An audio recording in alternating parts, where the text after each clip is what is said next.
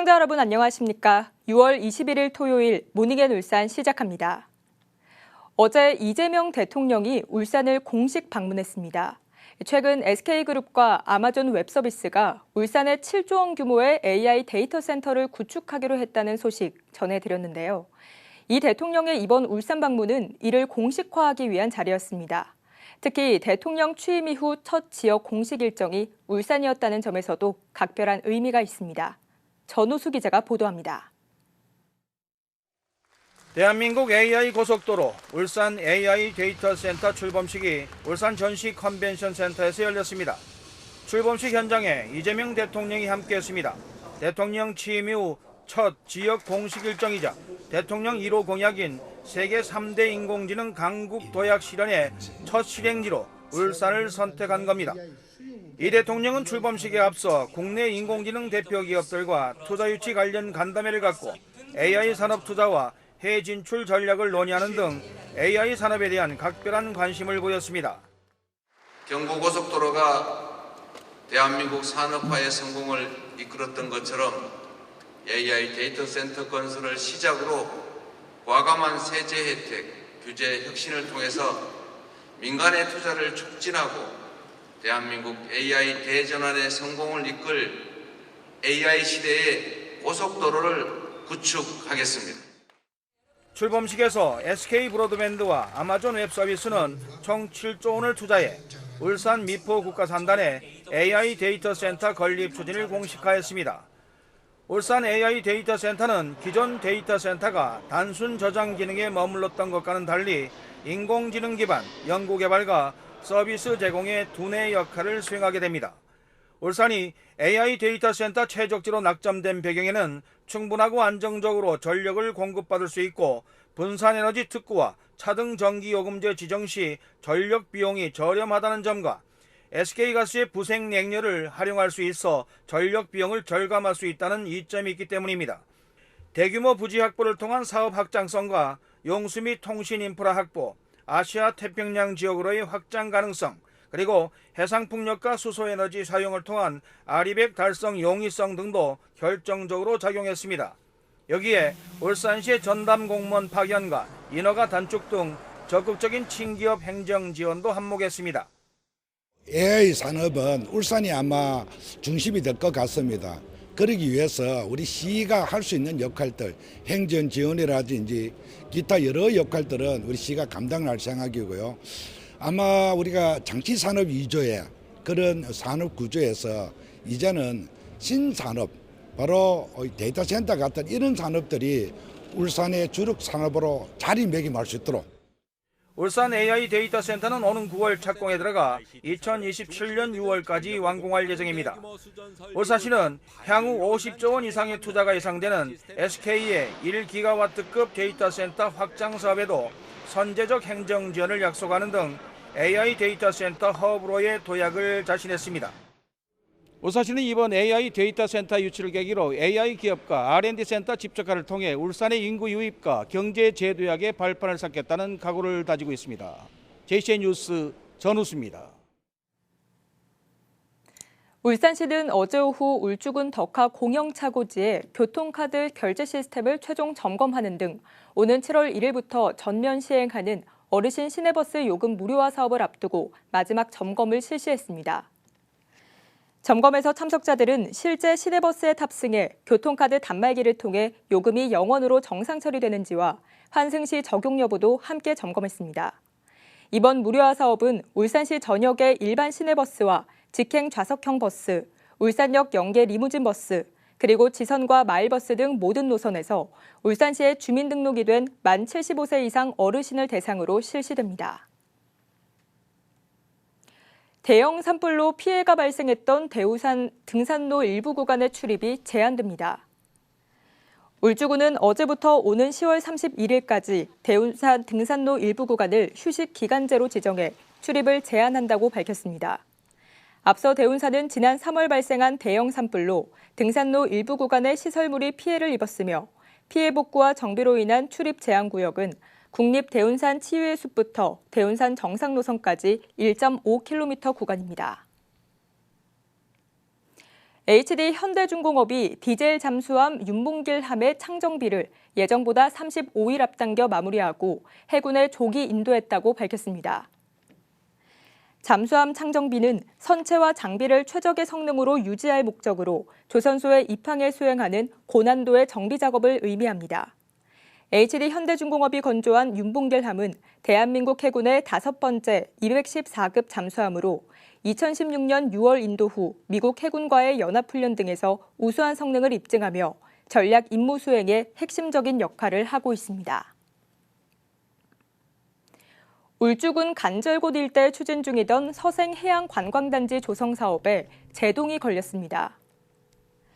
지난 19일 열린 울주군의회 행정복지위원회 행정사무감사에서 울주군이 10억 원을 들여 추진 중이던 서생해양관광단지 지정 관련 용역을 돌연 중단한 것과 관련해 의원들의 질의와 질타가 이어졌습니다. 울주군은 사업 대상 부지의 77%가 사유지인데 지가 상승 등의 이유로 협의 매수가 사실상 불가능하고 이주 대책과 도시자연공원 구역 해제에 어려움도 있어 현재로선 사업 추진 자체가 불가능하다며 사업 중단이나 변경을 검토하고 있다고 답했습니다. 이어 당장 대안은 없지만 울산시와 협의하고 심사숙고해 진행 여부를 판단하겠다고 덧붙였습니다. 더불어민주당 김상욱 국회의원은 어제자로 김우성 씨를 지역 사무국장으로 임명했다고 밝혔습니다. 김우성 사무국장은 제21대 대선 당시 더불어민주당 울산시당 대통합본부에서 선임 팀장과 더불어민주당 남구갑 사무국장으로 활동해왔습니다. 직전 김태훈 사무국장은 김상욱 의원의 국민의힘 탈당과 민주당 입당 과정에서 사퇴했습니다. 울산 경제의 미래를 모색하는 2025 울산 경제 세미나가 오는 23일 SK 행복타운에서 열립니다. 한국은행 울산본부와 울산상공회의소, SK이노베이션이 공동 주최하는 이번 세미나에서는 AI 기술을 활용한 울산 제조업의 경쟁력 강화 방안을 모색하고 기후변화와 트럼프 관세 정책 등이 울산 경제에 미치는 영향을 집중 조명합니다. 울주군이 생계형 서민 체납자의 회생을 돕기 위해 복지 서비스와 연계한 세제 지원에 나섭니다. 이를 위해 울주군은 65세 이상 고령자 중 체납액 100만 원 이상인 납세자를 중심으로 복지 지원 안내문을 발송하고 개별 전화 상담을 통해 체납자의 소득과 건강보험료 체납 여부 등을 파악하기로 했습니다. 이 조사를 통해 확인된 복지 사각지대에 놓인 납세자에게는 체납 처분과 행정 제재를 유예하고 각종 복지 서비스도 연계 지원할 방침입니다. 울산에는 전국 최대 규모의 탱크터미널 저장시설이 들어서 있습니다. 그만큼 폭발이나 화재와 같은 중대 사고의 위험도 높은 상황인데요. 신속한 대응과 예방을 위해 유관기관과 석유화학업계 관계자들이 한자리에 모여 대책을 논의했습니다. 라경훈 기자가 보도합니다. 시커먼 연기와 함께 시뻘건 불길이 솟구칩니다. 지난 2월 온산공단 내 유나이티드 터미널 코리아의 유류 탱크에서 발생한 폭발 사고. 이 사고로 작업 중이던 직원 1명이 숨지고 또 다른 1명은 크게 다쳤습니다. 최근 5년간 울산에서 발생한 탱크 터미널 사고는 이번 사고를 포함해 모두 7건에 달합니다. 탱크 터미널 내 저장시설에는 황산과 메탄올 등 유해 물질이 보관돼 있어 사고 발생 시 대형 사고로 이어질 위험이 큽니다. 울산항에 위치한 탱크터미널 저장시설은 모두 792기. 저장 용량은 451만 킬로리터로 전국 최대 규모입니다. 이에 따라 연간 물동량도 2,800만 톤을 넘어서지만 그만큼 화재나 폭발 같은 중대 사고의 위험도 큰 상황입니다. 이와 같은 사고를 예방하기 위해 관계기관들과 석유화학업체가 한자리에 모였습니다. 울산해양경찰서를 비롯한 20여 개 기관과 유나이티드 터미널 코리아 등 주요 업체들이 참석해 사고 예방을 위한 포럼이 열렸습니다.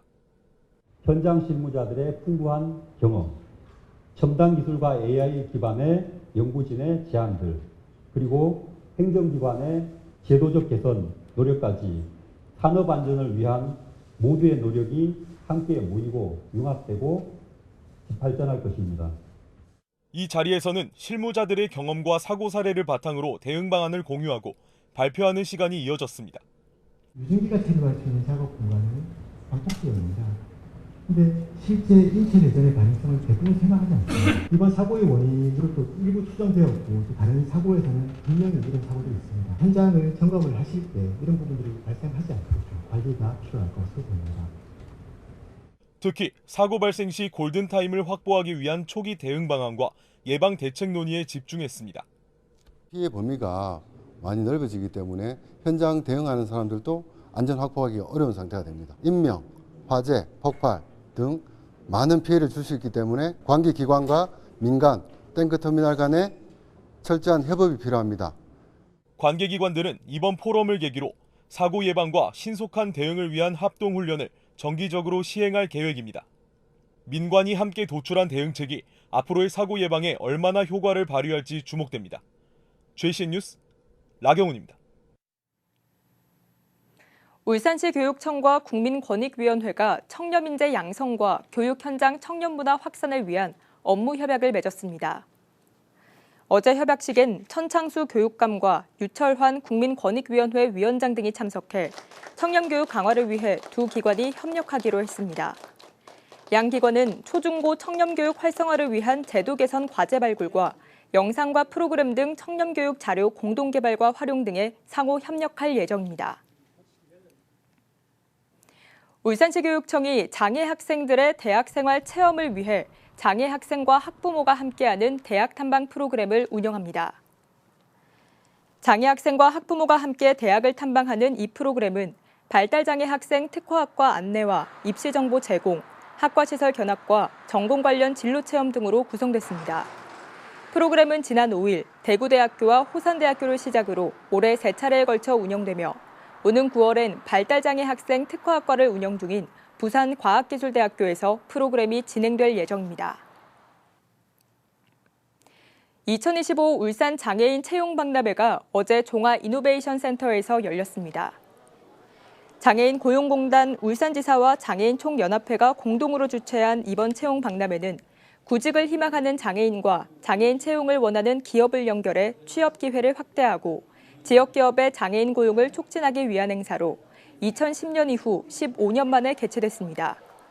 어제 행사에는 장애인 구직자와 기업 인사 담당자 등 500여 명이 참석했으며 현대자동차와 HD현대중공업, SO일 등의 후원금 지정기탁 전달식을 비롯해 취업 컨설팅과 부모 교육, 직업체험 우수 사례 발표 등으로 진행됐습니다.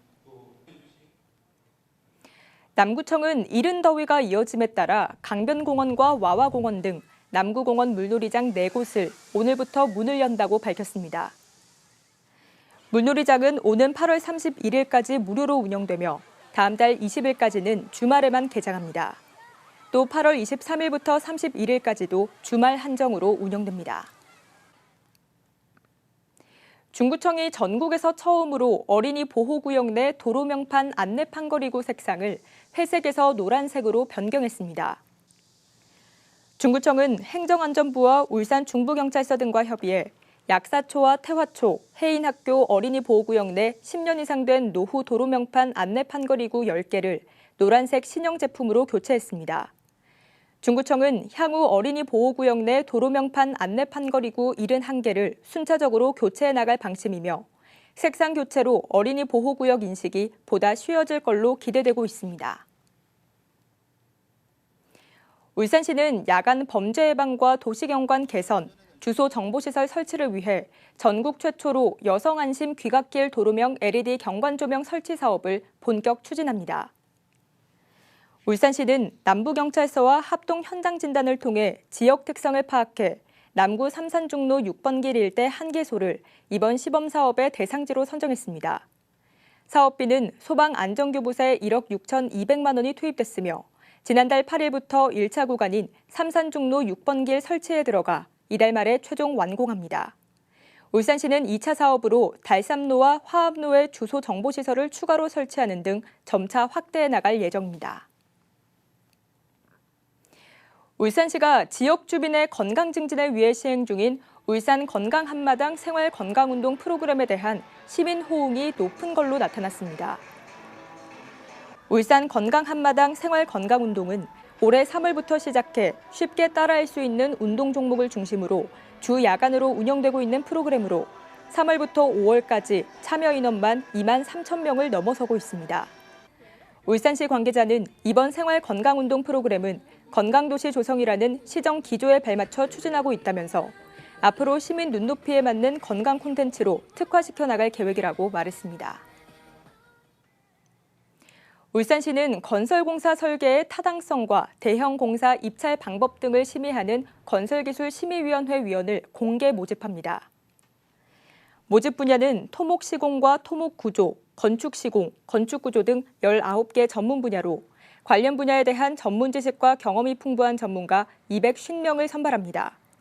새롭게 선발하는 심의위원 임기는 오는 8월 8일부터 2027년 8월 7일까지 2년간 활동하게 되며 희망자는 다음 달 9일까지 울산시에 신청서를 접수하면 됩니다. JCN 모닝앤 울산 마칩니다. 함께해 주신 여러분 고맙습니다.